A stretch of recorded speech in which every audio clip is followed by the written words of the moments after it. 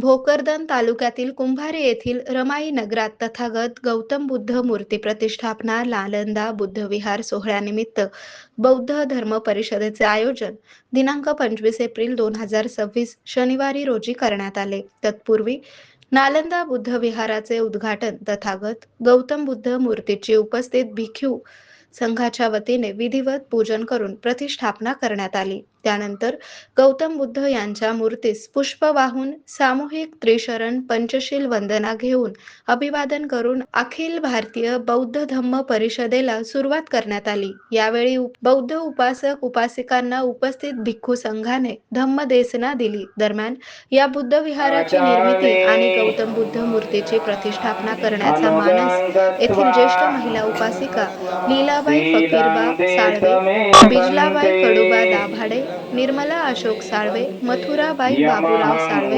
छाबाबाई संजय साळवे यांच्या मनात होता। आरोग्य म्हणजे केवळ औषध नाही, तर निसर्गाच्या योग्य उपचारांनी मिळणारी खरी आरामदायक अनुभूती। सोलापूरमध्ये निसर्गोपचाराचं विश्वासाचं नाव लिमये निसर्गोपचार केंद्र। इथे उपलब्ध आहेत विना औषध उपचार पद्धती, ॲक्युप्रेशर, ॲक्युपंक्चर, कपिंग आणि मसाज थेरपी।